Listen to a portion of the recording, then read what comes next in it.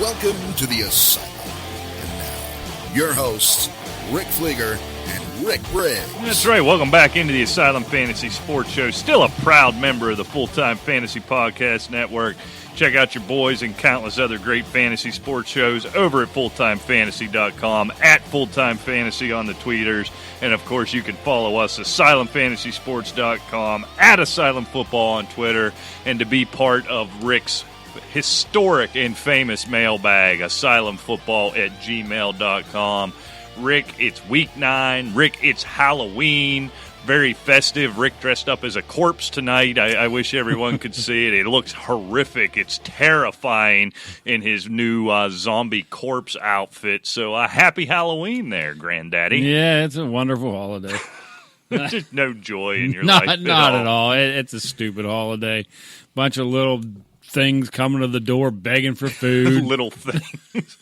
I do like all the ghost shows on TV. I've never been a trick-or-treater. I don't get all excited to have the kids coming to the door. I haven't seen many ghost shows, quite frankly. It's all that's on. Really? Get you the Travel Channel. I don't know why the Travel... Now on the Travel... I saw some haunted hotels. I have seen the Travel Channel, they don't travel anywhere, but if there's somebody dead there, they're going to find it. Exactly. So apparently the Ghost Adventures crew tonight it's good that we're going to blow the lid off of everything. They have some piece of evidence that's supposed to be mind-blowing, and it's going to be appointment TV. I guess I'm going to have to record it because there's a football game on tonight. Arizona and San Francisco. Watch Ghost Adventures. Fantasy implications, my man, and I'm ready to go. Maybe a few on the San Francisco side. I am ready to go. We are Fleeger and Briggs. This is the Asylum Sports Show on the Full-Time Fantasy Podcast Network. Hey, we got some exciting news today. Well, we did. Our old friend Corey Parson is joining the Full-Time Fantasy Podcast Network.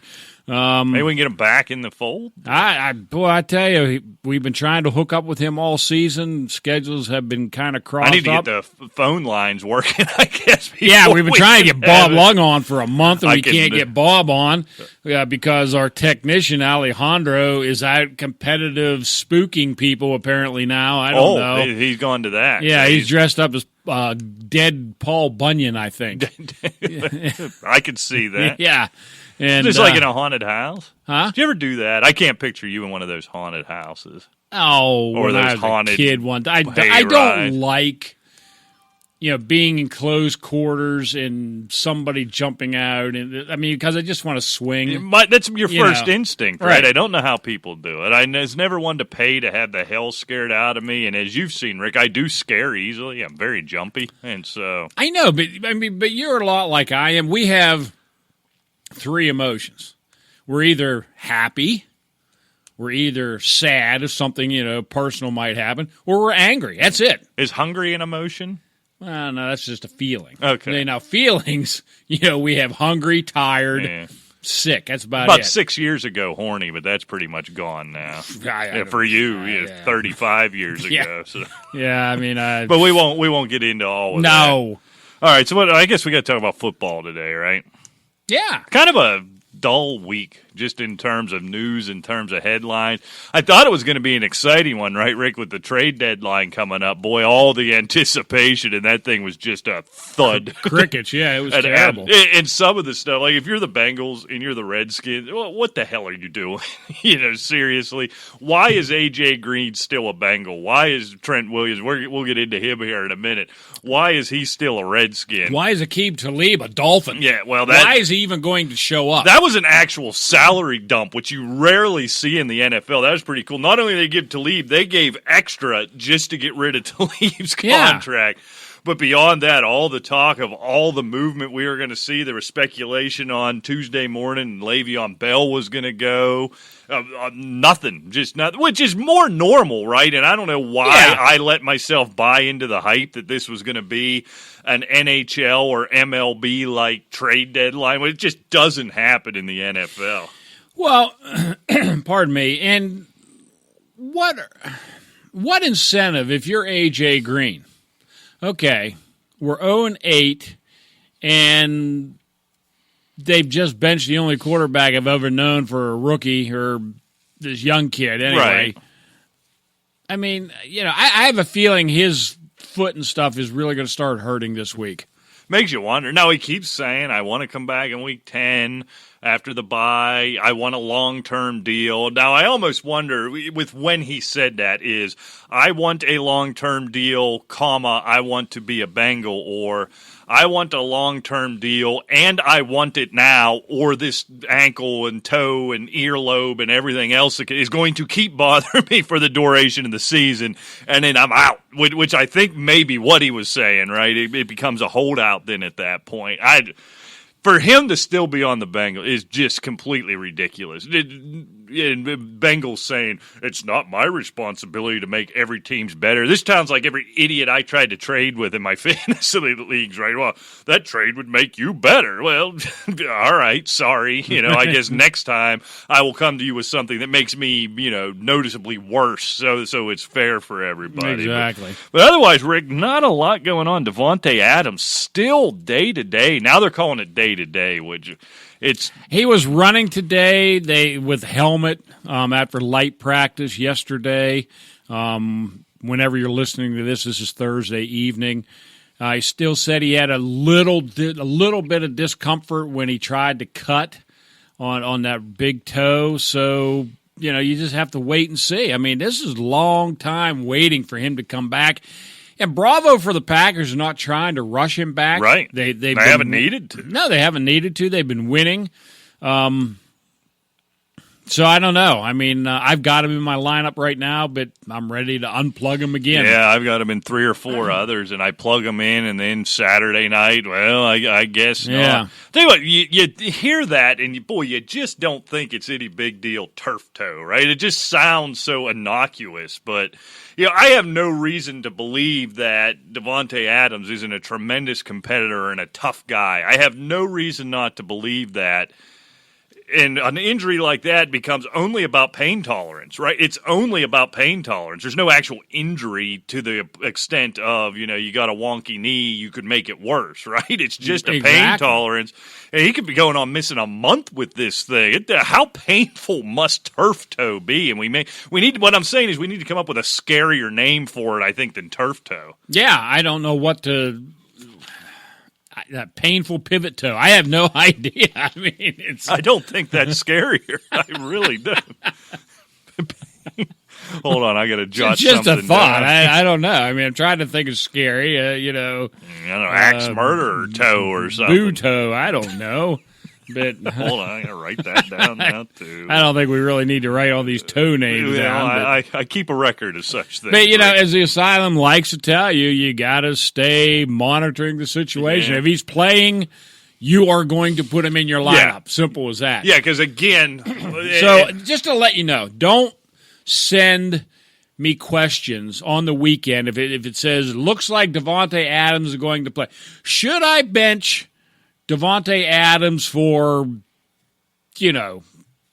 whoever. Sterling Shepard. Yeah, Sterling Shepard. No. Right, yeah. If he's going to play, put him in your lineup. And that's the thing, because, again, I feel better. I'm always nervous after a guy has an extended – I get burned on this a lot, but a guy has an extended absence. He's still iffy into that week he comes back. If it's something serious, a clavicle, an MCL, something like that, a wonky ankle, I'm reticent to put them in that first week. Something like this where it's strictly a pain tolerance, if he decides on Sunday he's good to go, he will play through it. Maybe he's not 100% of Devontae Adams, but 80% of Devontae Adams is better than 90% of the other wide receivers in the league, and 100% of the wide receivers on your waiver wire that you're going to go out there and pick up to replace him. Right. So, that's one. If he plays, I feel confident playing him. Yeah, if you're in a quality league, there's nothing on the waiver wire. No. So, if you're in a 8 or 10 teamer, maybe you pick somebody up, but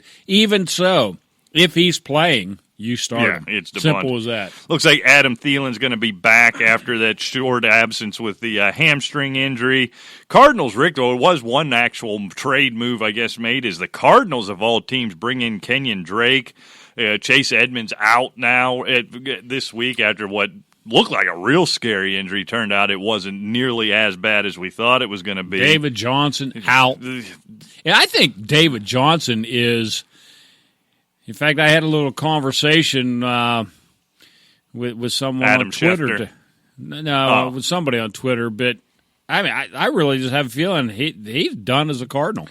It's gotten to the point, the way these last 2 weeks have gone, I don't think this is necessarily injury concern. There's something more there. There's some personnel. There's something he doesn't want to be there, and they don't want him there. I have nothing to base this on, but I've come to believe that. The way it was, he was going to be a game-time decision. He plays in that game 2 weeks ago. He gets the first carry of the game, and then he's gone. Right. And, the Kingsbury comes out after the game and says, well, he was only there for emergency purpose. Well, BS. If he's an emergency player, number one, that would have leaked. But let's say it didn't, and you have some ironclad organization. You don't give your emergency starter the first carry of the game, right?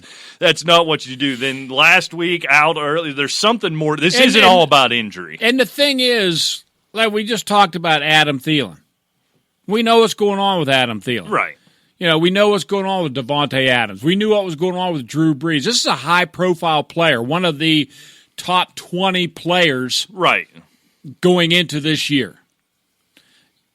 And now, all of a sudden, we have no idea why he's not playing. They're Chase Edmond is looking like Jim Brown, and now he's out. They bring in Kenyon Drake and David Johnson. We still don't have anything. It's like, if there was a headline out there that said, David Johnson – problem with his ankle proves to be, concerned with ligaments, etc., blah, blah, blah. You could say something, to justify this.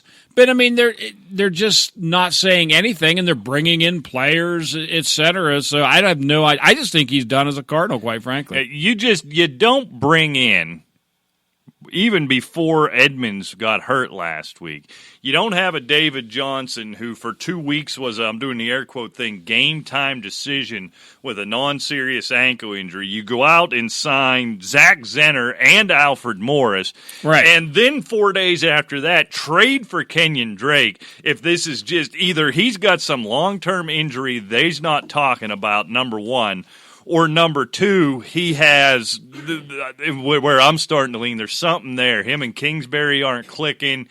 He's unhappy. I don't know what it is they're not saying, but there's a whale of a lot more to that right now than just that little bit of an iffy ankle there. Speaking of iffy, James Conner, iffy this week, Rick, with a shoulder injury.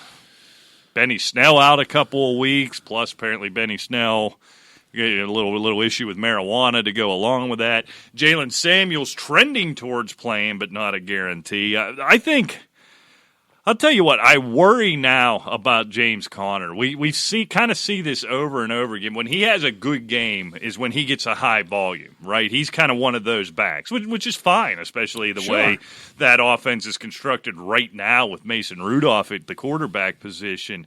But every single time he gets a big workload, he's a question mark the next week. You don't want to call a guy injury prone. He's certainly not soft after everything he's overcome in his young life. But this is getting really concerning. He needs a lot of work to put up numbers, but every time he gets a lot of work, he's banged up, misses a game, or he's a game-time decision. This is a guy, late first round, early second round draft choice in fantasy football. I think next year he falls to the fourth round for me for this reason alone. Yeah, and none of these guys are soft. Let's be right. Exactly. Some guys are unlucky. Some guys are basically they're injury prone. Maybe there's something. We had this discussion about Andrew Luck a couple of years ago. I'm almost completely convinced that some guys' bodies do not heal like other guys' bodies do. Why would they? I'm certain exactly. of it. Yeah. But getting back to Pittsburgh, Jalen Samuels is good to go this week. And that's not even a concern. Okay. So, I mean, there's reports out there, RotorWire, ESPN, et cetera, and he is ready to go. James Conner is kind of iffy. I actually listened to him on the radio yesterday. He said it's not too bad. It doesn't feel too bad, but they just have to keep an eye on it. So my guess is Jalen Samuels probably start the game. if need be, Connor can come in. However, they probably don't want to risk him. No, I don't know what you're saving him for either. All right, Rick, in my favorite story of the week, my absolute favorite, and I mentioned him earlier. I probably should have led the headlines with this. Trent Williams, after not getting dealt ridiculously by the Washington Redskins, reports, that Week 8 deadline we used to hear about that most guys have been ignoring lately, read Le'Veon I love Bell. this story. So he comes back, he takes his physical, passes all the actual physical part, but it ultimately failed the physical due to discomfort while putting his helmet on. Yeah. What I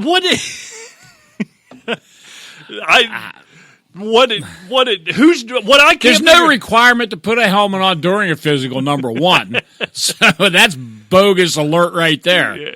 Oh. I just want. We obviously know it's a What, joke. is there spikes in the helmet or what? Is this driven by him or is this driven by the team? This is what I can't figure out by this. Is this something the team's putting out there or something he's putting out there thinking, damn, I've been eating triple cheeseburgers every day for 8 weeks now, and somehow I still pass this stupid physical. What am I going to do now? Or is it the Redskins saying, because they're just petty and small, Dan Snyder, both physically and, the other usage of that word. Just a very small person, and he's mad. He doesn't want to come and rah-rah, hail to the Redskins. And they're just, but what all you're doing is crushing his trade value, right? The biggest value he had was to the Patriots or to the Browns right now, and you refuse to do it because you're so petty. So now you went from a first-round pick to probably a fourth-round pick in the spring, plus he's not going to play any games because his helmet hurts. I mean, this whole thing, just an amazing story, and what a ridiculous, stupid nothing of a franchise that Washington Redskins is right now. They're 1-7, Rick. They're still vying for that first-round pick, but they beat the Dolphins. Yep, big mistake. That was a big mistake. Big mistake. And finally, your boy, you mentioned it early, the Red Rocket, Andy Dalton, benched on his birthday heading into the bye week. They could have announced that any time. Right. I think I don't know if they're willing to move him. I think there'd be a market for Andy Dalton. Andy Dalton had some good years behind good offensive lines. Of course there would have been a market for him. There are teams out there with quarterbacks that aren't as good as Andy Dalton. Right. Denver's one of them. Yeah. I dare say Tennessee's another one.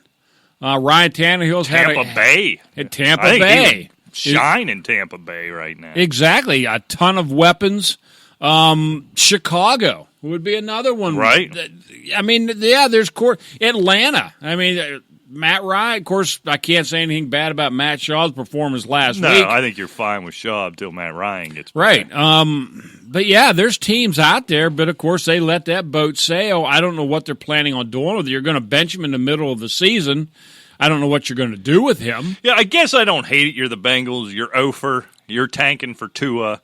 So see what you got in this kid. See if you go after Tua or if you're happy with I'm blanking on the kid's name from Ohio State. You did hear about the record that Dalton did set, though, didn't you? I did not. Well, at least on the bright side, the Bengals let him in long enough that he is the only NFL quarterback in NFL history to start 0-8 and 8-0. That's a pretty cool record, actually. I like that one. Yeah. So I guess that's a referendum, in my opinion, to everything around Andy Dalton and not necessarily Andy Dalton. Look, he ain't Tom Brady, Aaron Rodgers, but he ain't Marcus Mariota either. He's right there in the middle, and if you'd put anything resembling a professional defense and a professional offensive line with him, I don't think we're sitting here talking about this. But there's another sorry, no-account franchise being the Cincinnati Bengals. Yeah, I agree. I mean, Andy Dalton, like you said, he's not a Tom Brady, but there are teams out there that would be willing to give up something of value for an Andy Dalton. Oh, and God knows Cincinnati needs something of value. Yeah, anything. But they had it in A.J. Green, and no, we're not going to make your team better. We're going to continue to suck, but it's not our responsibility to make you better. All right, well, that's about enough of that, Rick. How about your takeaways from Week 8, the halfway point of the year? Well, a couple of takeaways. Number one, I think Buffalo has proven they're not ready for that leap quite yet. They're a good team, but I'm looking at their schedule, and I still think this is a team that is in danger of not even being a playoff team. They still have Cleveland, Baltimore, Pittsburgh, New England, Denver, and the Cowboys on the schedule. That's a rough stretch right there. Yeah, and those are all potential losses. You throw in a couple Jets and Dolphins, but this offense is not in the same league as, say, like Pittsburgh, New England, Dallas, or Baltimore. And those are real potential losses right there. And, hey, hats off McDermott. They're improving. Oh, absolutely. But there's so much hype on this Buffalo Bill team. That offense just isn't there yet. No, their defense is okay, but when we proved last week, when you have to stay on the field that long, you start getting killed. Right. And Philadelphia exposed them a little bit. Yeah, and that's what happens. And if this was 20 years ago, I think you're talking about this team as a favorite coming out of the AFC. The AFC's weak. They play really good defense. They flash on offense, but they're not very good offensively. The 2019 NFL, those limitations they have on offense are going to catch up with them. You're going to have to be able to consistently score 24, 27 points a week, and they just don't have that right now. The sad thing is I think they may have the ability. This may be where as much praise as we want to give McDermott, maybe he's holding this team back here a little bit. We know Josh Allen can get the ball down the field. They've got some weapons there. They got a guy in Devin Singletary who every time he touches the ball goes for 20 yards, but they'll only give him the ball 3 times per game. I think this could be a more dynamic offense. I don't know if it's conservative offensive play from a defensive-minded coach, if it's not trusting your young quarterback yet. But I think you're going to have to take the shackles off of Josh Allen, see what you can do, because when you go through a stretch like you just mentioned, just think, if they could score 21 points, they'd have owned New England, because Tom Brady wasn't even messing with them. Right. He just turned around, threw the ball on the ground, and figured my defense is going to win this by a field goal, which is exactly what happened. If they could have played any offense whatsoever, you're going to have to. Those teams you mentioned are going to score as good as Buffalo's defense is, as well as I anticipate them playing against those teams. Those teams are going to score in the 20s. You're going to have to put up 24, 27 points to have a chance of winning games. That's exactly right. And it seems to be a trend in the NFL. You talk about like taking the shackles off. Some teams have taken the shackles off certain players. But, we look at that massive day that Tevin Coleman had last week. I forget what it was, 104 yards, and so many yards. And the 4 touchdowns. He had 13 touches. Yeah. Give him the ball. Yeah, I don't know why. Why do you have to worry about Mozart getting carries and Matt Breida? Matt Breida looks good, don't get me wrong, and it's a pretty nice 2-headed attack. But sometimes I think they err on the side of – it's almost like we were talking before we come on the air. We'll get to it later, I'm sure, about the World Series and so forth. Why in the hell wasn't Derek Cole on the 7th game of the – these analytics sometimes go so far. And that's why sometimes we always say we're like the key to common sense in this thing. It's like, numbers are a great tool, but my God, use your head sometimes. You got one last shot in the World Series, and you have the best pitcher in baseball sitting on the bench. Throw his ass in there. And then we'll get there. I got my whole... Oh, I know, but I get wound up, too. There's lots of segues to all this kind of crap when you start talking analytics. Oh, yeah. I love them. You got to use them because there's a lot of proof in the pudding. But, sometimes you just have to buck up and use your gut, your common sense in these things. Analytics didn't put you in that job, haven't made you one of the 32, theoretically, 32 best football minds / football managers on the planet. Right. Trust your gut sometimes. Simple as that. All right, Rick. I'm getting a little nervous about Zach Ertz, Rick, in his usage over the last several weeks. Yes. At this point of the year, kind of in a vacuum, 37 catches, 424 yards, not overly concerning. The 1 touchdown, number 1, is concerning. Yeah. And anecdotally, I don't have any numbers to back this up because I never have any numbers to back anything I say up. It always gives me an out when I do it this way. Feels like every time they get in the red zone, lately, it's Dallas Goedert. And what I don't like about Zach Ertz, he seems to be healthy. I know the Eagles have struggled a little bit. They're not the same Eagles team.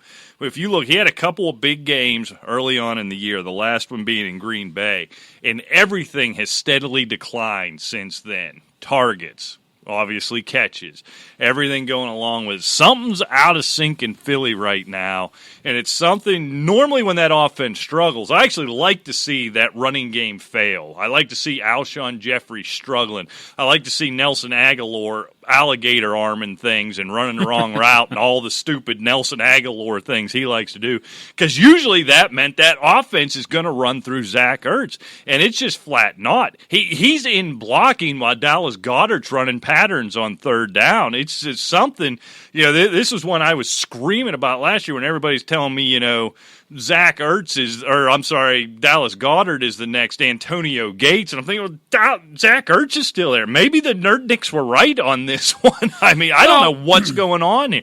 I'm not real sure. You got 1 touchdown on 37 catches for Ertz, and you have 3 touchdowns on 17 catches for Goddard. I don't know why. Maybe Ertz is a better blocker. Perhaps. I don't know, but you would think that the Eagles could work him into the offense. I mean, this is one of the top 3 dynamic tight ends in the league. Now, you have Kelsey, and to me, Ertz is number 2. Oh, yeah, athletically and hands behind it, better than Kittle even. And, and everybody's pulling their underwear over their head over Hooper this year. And they should. 52 catches, 591 yards, and 5 touchdowns.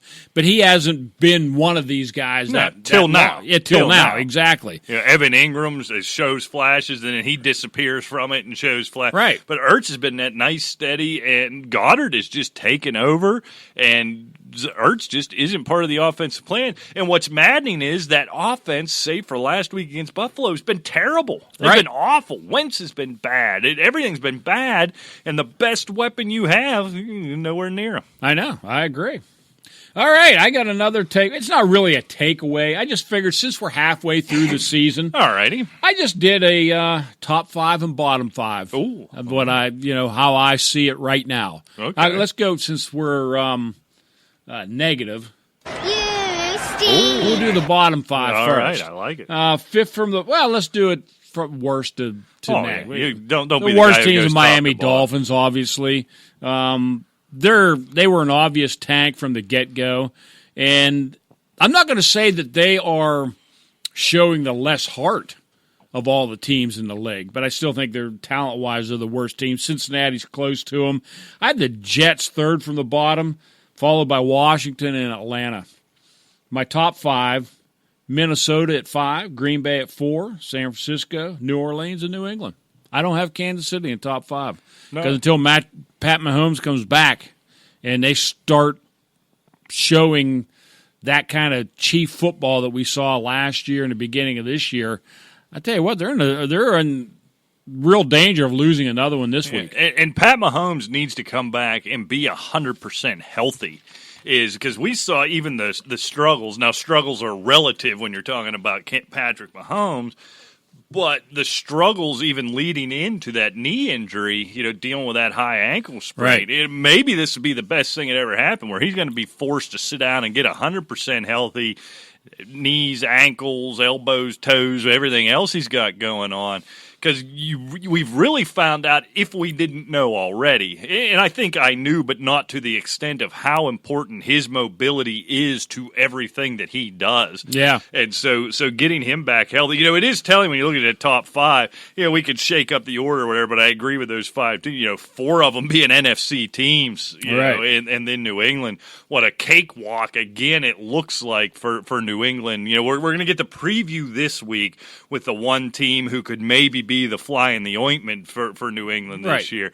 But otherwise, it's just a cakewalk in once again for the Patriots. It's very strange. Are the lights blinking? I hope we don't lose power. They are. Well, the wind is howling out there. We've got a storm coming through, and it has been raining all day, and the wind has picked up tremendously. But, getting back to Kansas City, it's kind of unfortunate they played Green Bay last week because Matt Moore acquitted himself really well. I mean, that offense played good football.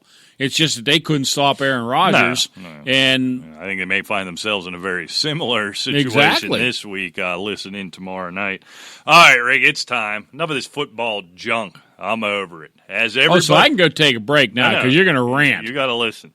As everybody knows. I have to listen. I listen to you all the time. I have been a long-suffering, die-hard, die-in-the-wool Washington Nationals fan of going on 4 weeks now, and finally we did it, baby. World Series champion. Where's your hat? Oh, there it is. It's right here. And I remembered this week I got to take my headset off in order to put my Nats cap and you still on. look stupid with it, so it doesn't really matter. I've got an attitude. I'm finishing the fight, Rick. I'm ready. What a cool World Series. It was. It was a great World Series. Here's my takeaway from it. I've decided something. Baseball really isn't in all that much trouble. It isn't as bad as I've been ranting for years it is. Here's the problem with it. It's 162 games. When the games mean something, I don't mind a 3.5, 4 hour game when every pitch means something. You know what I mean?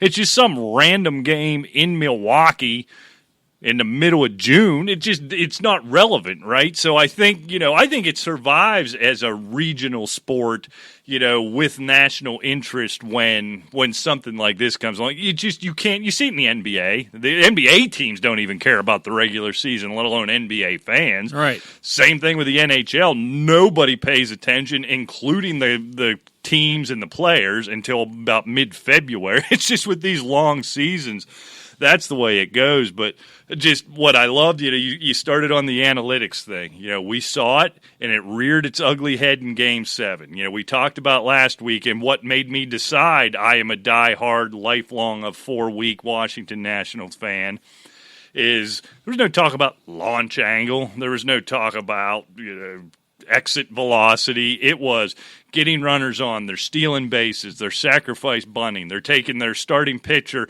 In Game 6, Steven Strasburg, 8 1/3, took him into the 9th inning.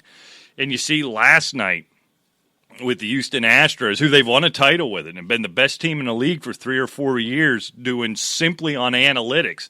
But you see in a one-game and a one-inning situation where it can catch you, right? Zach Greinke is dominating. Not only, is his pitch count low, he's getting strikeouts, he's getting putouts on his own. His 62-mile-an-hour curveball is so tough to hit that he had 4 or 5 putouts on his own, too. Like, we're talking for 6 innings, Washington couldn't hit the ball past the pitcher's mound. Greinke was doing everything himself. He throws one bad changeup.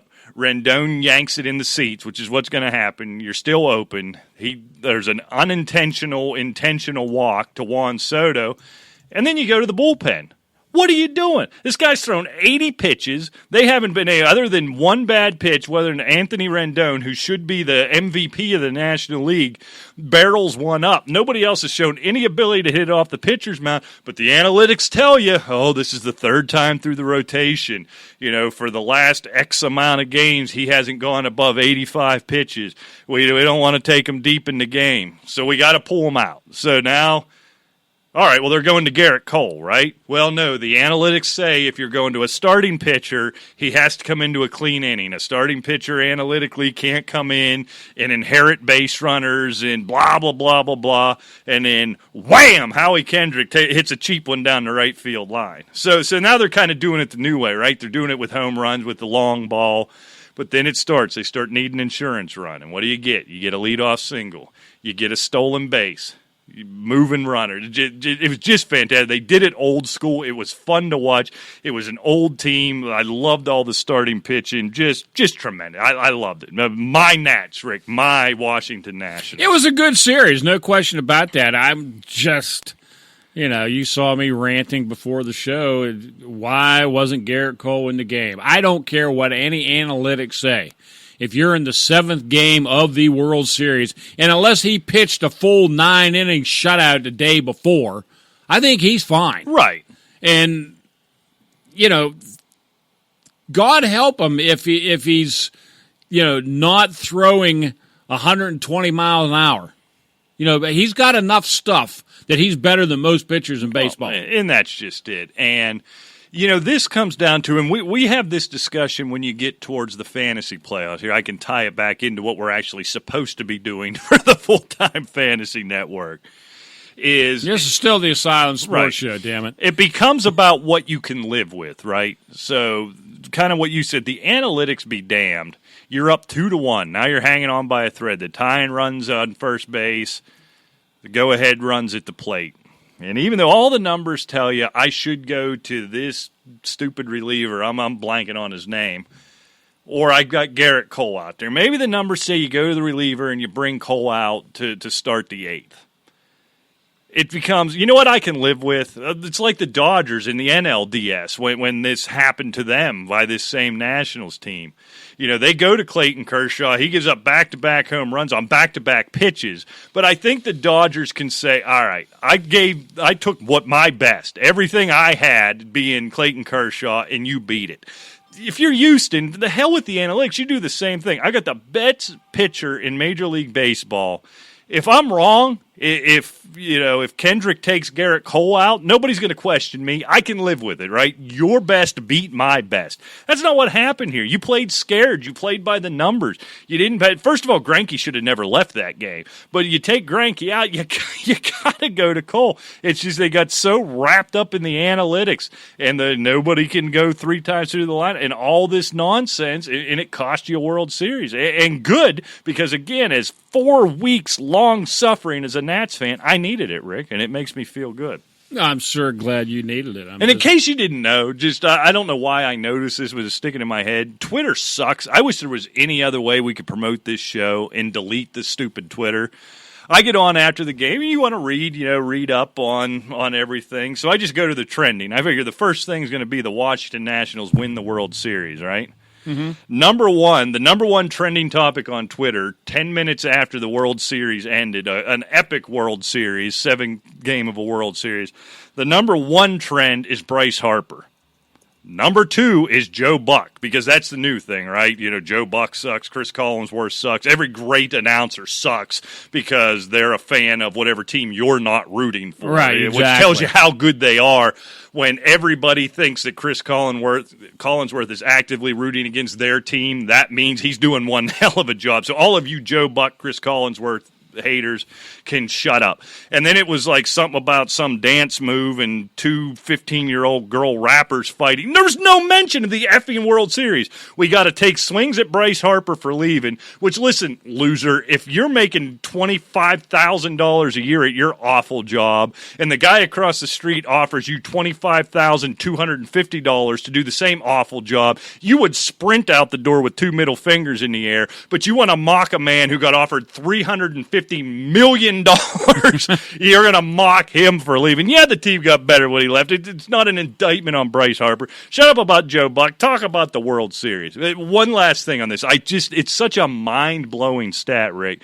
Going into after Game 6, there had never. Did you hear this stat? There had never been a 7-game series or a 7-game format in either Major League Baseball, the NBA, or the NHL. Any of them. This isn't a baseball stat. Any of the those three major sports that play 7-game, where the road team had won each of the first 6 games. And so obviously there'd never been. You think about that. What was it, 4,000 series or something, whatever, in the history of. What a mind blowing stat. It's probably something. It is. It's probably meaningless, but it's probably something you're never going to see again. It's just a cool little anecdote. It's a cool. It number. Really was. I mean, that was. Look, you and I talked that, the Astros were in trouble heading back to Washington. They were heading back to Houston at 3-2. I figured no chance you're going to lose 2 in a row. I mean, I just really never thought it would. I mean, it makes no difference. I was glad to see Washington win. Like you said, they played happy for me and us long-suffering Nationals fans. Natitude, baby.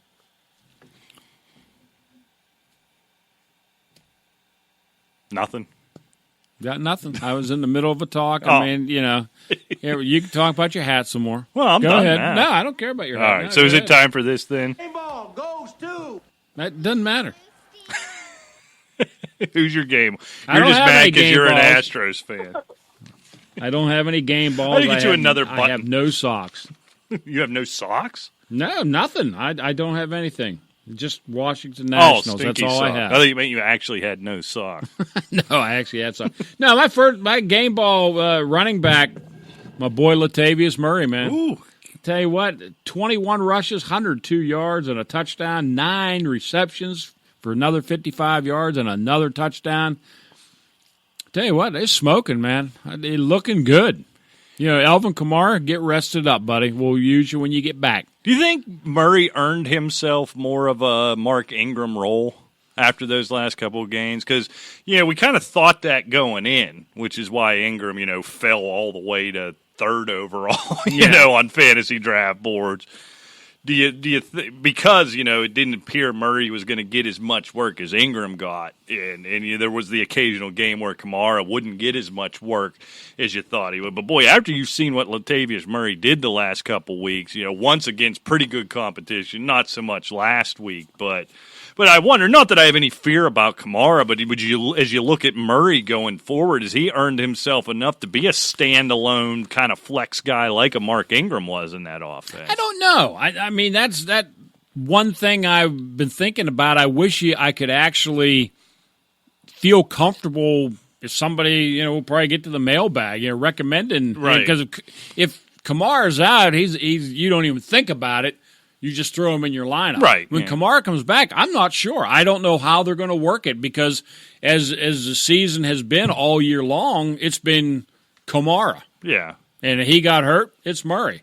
And I'm just afraid when Kamara comes back, have a seat, Latavius. We'll call you when we need you. Yeah, and you got to think with the Saints being on a bye this week, I think Kamara was relatively close to coming back last week. Having the bye, you got to think he's back 100% next week. Yeah, I wouldn't feel comfortable recommending him next week. I think they'd be foolish not to, work him in a little bit, but it'll be interesting to see. So I'm going to stay since I'm in a good mood and I got the attitude, Rick. We finished the fight. Game ball goes to. I'm going to give me a game ball to – how about Aaron Jones, Rick? Yeah, somebody we really haven't mentioned. Yeah, Mike McCarthy starting to look a little foolish in the way he handled that running game. 67 rush yards, 11 catches, $198, 2 touches. He's become a PPR monster, and Williams is getting plenty of his own in the running game. Right. It's like a completely reinvented Packers offense. And Aaron, you could tell the Packers were stale under McCarthy, right, and things needed to change. We were a little dubious about the connection between Rodgers and LaFleur. But I tell you what, LaFleur seems to really have this thing cranking, and Rodgers is on board, and it's proven to be successful so far. Yeah, and Rodgers, we're getting into that absurdity with Rodgers where he gets those stretches in seasons where just everything he chucks up in the air lands in somebody's hands. I mean, he had a couple of throws. That one in the back of the end zone. Now, granted, that is so smart, when he did that, because everybody wants to say, oh, look at that perfect throw. No. He was throwing that ball away. Make no mistake about it. But he is such a pro. Yeah, he is such an expert at his craft. He threw it away to the point where a defender can't get at it, but a receiver with a perfect play could make it, and it worked out. Everyone wants to think, this is Aaron Rodgers' master play. That's not what it was, but that's what a professional quarterback does. I'm going to throw this ball away, but I'm going to put it where my guy. I'm not going to throw it into the third row to the fat guy. That's with the difference between him and the old gunslinger Brett Favre. Oh yeah, it would either been in the fifth row or a cornerback would have picked it off and run it back 20 yards. Yeah, he'd have thrown it so hard it would have got stuck in the corner's ear hole, and he'd have run back, or he'd have killed some poor woman in the stands, chucking it into the upper deck. Absolutely. I agree. God, I miss Brett Favre. Brett Favre took you to that title that one year. Oh, yeah. With the Vikings, though, not the Packers. You stink. Well, on a brighter note, look, I know the Redskins stink. They do. We can agree on that. But, averaging $8 million a year should be better than 3 for 34. I mean, Paul Richardson has one game over 36 yards all year long. I mean, there's no reason that this guy shouldn't be producing at a level that he at least did in Seattle. Yeah, you would think. You know what I'm saying? I mean, they gave him the money. McLaurin is putting up numbers. Right. Big. So Paul Richardson certainly deserves a stinky sock because he is just not stepping up whatsoever, I think, in this offense compared to what he's getting paid. Yeah, you would just look when Dwayne Haskins is bad. When Case Keenum played, Case Keenum was they still stink, but right. Case Keenum was one weird play away from going to the Super Bowl a couple of years back. And now, he comes out, and it's just, it's like that franchise. It's just like your tone of voice. It's painful. Yeah, that franchise is just like this vortex of suck. That how many great players have we seen go there over the years? And Paul Richardson wasn't a great player, no, but should have been the perfect kind of 5 role years, guy. $40 million. Yeah. I mean, he's not a hideous player. Perfect role guy, and he just never showed up whatsoever. You look at a guy, the pedigree of a Josh Doxson. We always laid it at his feet. I think it's just this pathetic franchise. Ugh. Yeah, that's all you can say when you talk about I Washington. agree. They just deserve a stinky sock. All right. I'm going to the well 2 weeks in a row, Rick, and I'm going to keep doing this until he gets run out of the league if this stuff keeps up. Jameis Winston, once again. Now, obviously the line was 2 picks, 2 fumbles lost, still had his team in the game, still threw for over 300 yards. Here's why he gets a stinky sock. I just don't think he understands his own position very well. Rick, at one point in that game, very early in the fourth quarter, very early, a young man you may have heard of by the name of Mike Evans had 11 catches for 198 yards and 2 touchdowns. All right, that's pretty good, right? Yeah.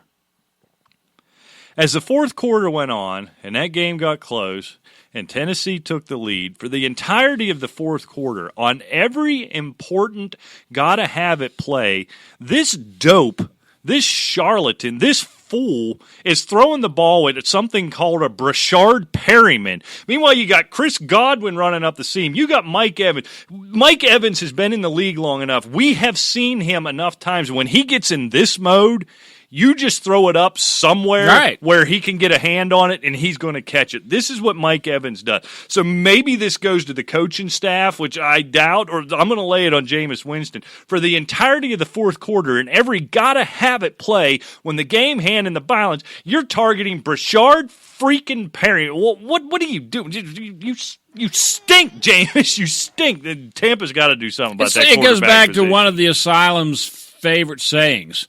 Quit trying to make Brashard Perryman happen.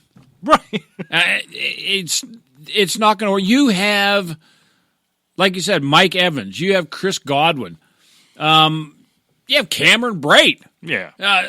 So what are you doing? You have 14 touchdowns. You have 12 picks and 3 fumbles lost. Yeah. You have more giveaways than you have touchdowns. And most of those Mr. felt Winston. like they happened in the last 2 weeks. I mean, it's just been – But I just don't – you've just got to know. Again, we've seen Mike Evans get in these games, get in these modes. I don't care if they're rolling coverage. I don't care if they're doubling it.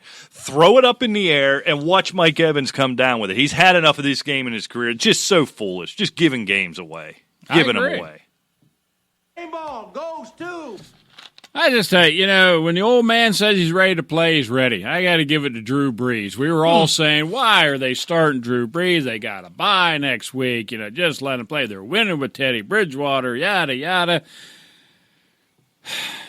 34, 43, 373, 3 touchdowns. He did have that pick, but, a little bit of game rust maybe. But I tell you what, Drew Brees looks great. And they look just that much more dangerous. Oh, with that team, with that defense now. First of all, look, that isn't the 85 Bears defense he was playing against. But that stat, it's not the 85 Bear offense either. That stat line in professional football after that long of a rest at 47 years old or however old, that is so impressive. And boy, you kind of think about my Nationals is just kind of like a team of destiny, kind of after the way things ended in the NFC title game last year, as well as they played every hit they've taken. No Breeze, no Kamara, no this, no that, finding ways of winning games. You talk about the cakewalk for the Patriots through the AFC. well as New Orleans plays defense with a pro like Drew Brees, I think that looks like a championship team to me, I guess is what I'm saying. A team that could beat New England. Who exactly. Has the formula. And the key to what you're saying is that defense. They're 6th overall in the league. They're 2nd against the rush, and they're 10th against the pass. With Teddy Bridgewater, Breeze was there for a couple of games, but most of the season was Teddy Bridgewater. They're 15th in the league in rushing, 12th in the league in passing. They're 12th overall offensively. That's going to go up, buddy. Yeah. And with Teddy Bridgewater starting the majority, you're right. Right, and that's going to go up, and you've already got the 6th overall defense in the league. Yeah, this team is extremely dangerous, and they are my favorite, obviously, to go to the Super Bowl from the NFC right now. So it's not the Bears anymore? No. Good Lord, no. All right, which way am I going to go? You know what, I'm going to stay. I keep falling for it, Rick. I got all hyped up last year. Nothing. Stayed away this year. Nothing. Then Marcus Mariota gets benched. I gave him a big old game ball and a 10-minute soliloquy on how now's the time. The combination of Ryan Tannehill and Corey Davis was the thing. You talked about Brashard Perryman. I keep trying to make Corey Davis happen. I am out. How after that nice game, after, there does seem to be a rapport there, you go out there and 2 catches for 9 yards against the Tampa Bay Buccaneers. Look, we know what they've done against the run. I'm pretty sure you can throw on the Tampa Bay Buccaneers or they'd win a few games with as good as that run defense is. Corey Davis is another one, and I usually go the other way with these. Perriman was a good example of that coming into the league. Early on, all the draftniks loved him, and it was just a matter of time. I normally go the other way on those. This Corey Davis one I bought into, I was dead wrong, and I am done. I am not falling for it anymore. If you write into the mailbag asking a question about Corey Davis, unless it's how soon should I cut him, now or yesterday, you're banned. You're out. You're finished. No more with Corey Davis. Damn it.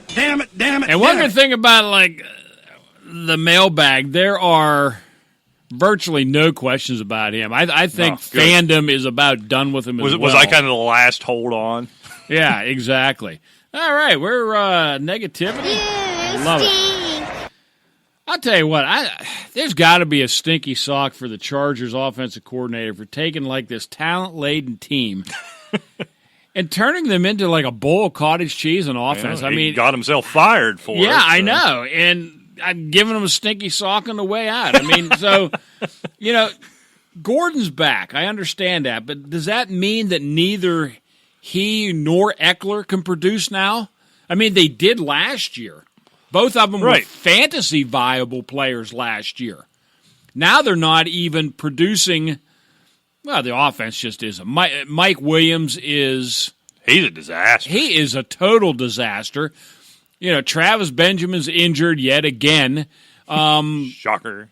Keenan Allen's always nicked up. Allen's nicked up. Hunter Henry had a great comeback, but he's it's just the whole offense is just kind of And, it's nothing but mistakes.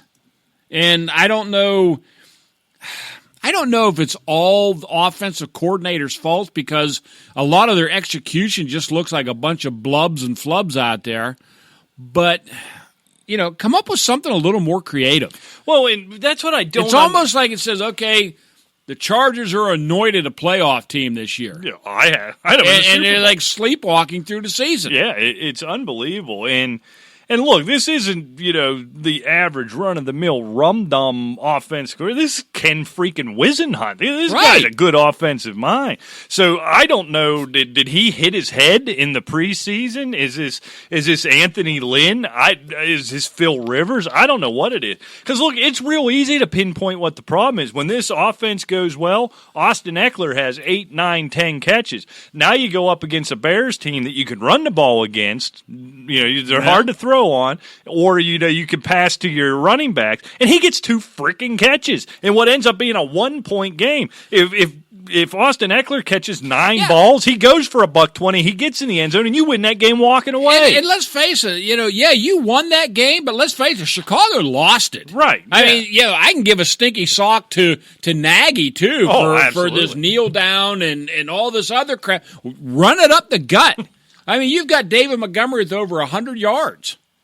I don't understand this. Analytics, I don't know what it is, or it's just progressive game calling, or it's supposed to be. I don't know, but I have seen more games in all sports, it seems. Well, not really hockey, but I mean, in baseball, we talked about earlier in the World Series, football especially, because I watch a lot more of it. Just you sit there and it's a head-scratching moment. Like, what are they doing? I have no clue. And, kind of like Nagy in the press conference.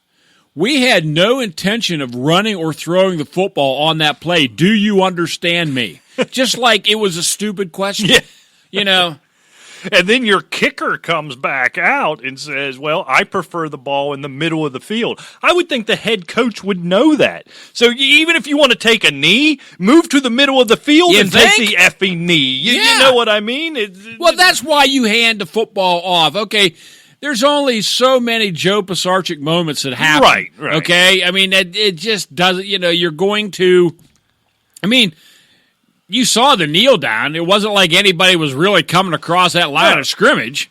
I mean, he certainly could have got a yard or two, but he could have gotten in the middle of the field. Have Trubisky take a step to the right and then kneel down. Is that so damn hard? It's, Nagy, I don't usually get too worked up for press conferences. You got to watch him because he says something stupid every week. He does. Just 2 weeks ago, well, I know we only ran 7 times. You think I'm an idiot? Yes, because you only ran 7 times. Exactly. I'm not calling you an idiot because you didn't know how many times you did. It's because of how many times you did. You're an idiot. Right. You didn't know your kicker at that length likes to be in the middle with all these analytics guys and 7,000 people on the coaching staff. Nobody said, Eddie likes it in the middle. Let's get him in the middle. No. And he's... and that's the thing that... that's the thing that gets me. A lot of these guys, because they're questioned, they come back with, like the Baker Mayfield, you never played the game. Oh. So you don't know. Why can't you go to... If you really want to acquit yourself, instead of just being arrogant, remember Deshaun Watson on the one press conference about a month or so ago. Oh, it broke it all down. He goes, do you know what a cover, blah, blah, blah. He goes, I'm not asking to make you sound, I'm just wanting to know. And the guy said something, I couldn't hear what he said, and he broke the whole play down, and that's why I did that. And it went away. It's gone, man. This guy, thank you. You win. Yeah, Well, and to some degree, certain things, the dynamics of a locker room, the effort and things it takes to be a professional athlete, I'll accept that. You never played the game, sit down and shut up. Certainly. But when it comes to things like this, look, I've never hung drywall in my life, but here's what I do know. Once you put it in the wall, you're not supposed to slam your head through it. And if you slam your head through it, and I say, well, now there's a hole in my wall, and my contractor's response is, well, you don't know. You've never hung drywall. F you! Don't put your head through my drywall. There's a hole in my wall. That's a stupid example, but there are certain things where just simple common sense tells you, I don't need to have done that for a living. I know this is stupid, and... Nagy, you're stupid. Exactly. So we'll use that as my stinky sock right there. We'll hit that. I'm ready to get out of here, Rick. I got to go trick-or-treating. Your mask is starting to melt off. You're looking more grotesque as we go. So let's pick Thursday. Or you got something else before we pick Thursday Night Football? Well, yeah, I think since it is October 31st. We have fun facts? Yes, we do. I like fun facts. We have fun facts for things that happened on October 31st. In fact, in 1926... Harry Houdini died. And, I always thought he died and, chained underwater and all that. In a box, yeah. He didn't die in a box? No, what exactly happened that afternoon is unclear, but Houdini was backstage with 3 McGill University students. One of them was Jocelyn Gordon Whitehead. Whitehead asked Houdini about his physical strength and if there's any validity to the rumor that he could withstand any punch to the stomach. Houdini said it was true and invited Whitehead to punch him. Houdini was sitting in a reclining position And she started wailing on him. It said how many times is unclear. But one of the other students said there's at least 4 punches. It wasn't, I guess Jocelyn must have been a guy. It's Jocelyn Gordon Whitehead. It must have been a guy. I was picturing some little dainty 109-pound 1920s woman pummeling him to death. And he only stopped when Houdini forced him to. Houdini claimed that he wasn't expecting the young man to hit him so fast and so many times, so he wasn't physically prepared to take the punches. Long story short, the punches ended up rupturing Houdini's appendix. No. Amazingly, he kept performing. He did the show that night. The next day, he did 2 more, and then he took an overnight train to Detroit. During that time, his condition worsened. A doctor met him at the theater, and he says, he wanted to take him not to go on stage. He says, now I'm going to do this show. He performed, but at the end of the show, he collapsed and was rushed to the hospital for surgery.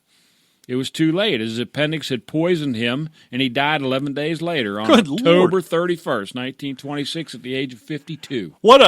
Pardon the expression, what a punch in the gut. Yeah. That all the crazy, stupid things he did his whole life, and some dipstick punching him in the stomach backstage kills him. That's crazy. It is. Okay, 1941, construction on Mount Rushmore is completed. So all those big stone heads were finally done. All right. 1983, George Papa Bear Hallis passed away at the age of 88. 1991, Gene Anderson, half of the Minnesota Wrecking Crew. When he retired, he was taken over by Arn. That's probably more in your generation. Okay. Arn and Ole Anderson. Yeah, I wasn't following you. Yeah, it was Gene and Ole before. They were world champions. Yeah, I don't remember. I have no recollection of Gene. He passed away in 1991, and a year ago today, Willie McCovey passed away at the age of 80. So that was the fun facts for October 31st. Fun facts sounder. I'm picturing like circus music, something like that. No, more like like every word you say is coming from heaven. Is this what you're trying to say? It's wonderful. Hey, it's something of that nature. I don't think it's wonderful. It's fine. It's a big bag of ice. Hell yeah. I don't know. Marshawn thinks it's all right. So. I don't argue with Marshawn. All right, Rick. Thursday night football tonight. Talk about a snooze fest. I wish there was a game 8 in the World Series. I haven't watched Thursday night football in a while since I've been watching the Nats. 49ers laying 10 on the road in Arizona. I'll tell you what. This is a game I think will probably be interesting, maybe right at the beginning. But I tell you, that defense is pretty wicked. It really is. I don't think 10's enough. I'm going San Francisco 31, Arizona 18. Yeah. In reality, I don't believe anything I'm about to say, but I kind of, from a isolate that, right? I know Daniel Snyder sitting over here. but I'm going to stick with my theory on Thursday Night Football, my gambling theory. Right. You got a good team against a bad team on this short turnaround. You factor in how fired up and how well San Francisco played. Now on the short turnaround to go on the road and be laying double digits. Look, there's no reason the 49ers don't win this game by 40. I'm just going to kind of hedge it and say the good team's going to struggle. They're not going to be up for this game. You're going on the road. 10 points is a lot. I had to really mess with the score here to get it under 10. I'm going to take, obviously, the Niners to win this thing, but I'm going to have the Cards cover. I'm going to say 24-16. It's just, again, I did that last week when Carolina was playing. I'm thinking, well, that defense will probably stymie him a little bit, and they laid 51 on him. So it's just this Thursday night thing, and it's bad. It's hard to go. It's hard to play on Thursday night. Check one. It's harder to go on the road Thursday night. Check 2. Check 3, it is really, even though it's a division game, knowing how bad the Cardinals are, it's really hard to get up for that game. So I think all of that in concert, if I was gambling with real money, which I would never do, but if I was gambling with real money, I'd put my money on that side of just weird things happen, teams don't care on Thursday. Yeah, so, I don't know what to tell you in that one. We do disagree on this one, but last week we killed it again, 12-3 straight. Mr. Fleeger actually gained a game on me. He was 10-5 against the line. I was 9-6. We are well above 500. Rocking it for you, baby. You're making money. Listen to the Asylum and win yourself some cash. Send it to us. Oh, yeah. At least beer, something. Send us whatever the juice would be, something. Yeah, I mean, really. All right, well, thanks for joining us. Hey, listen up tomorrow. Still time, asylumfootball@gmail.com. At asylumfootball on Twitter. You can be part of Rick's world-famous mailbag. We'll answer all your questions. Of course, check out everything over at Full-Time Fantasy, at Full-Time Fantasy on Twitter. Happy Halloween. Go Nats. Finish the fight, baby. Until next time, we'll see you. Take care.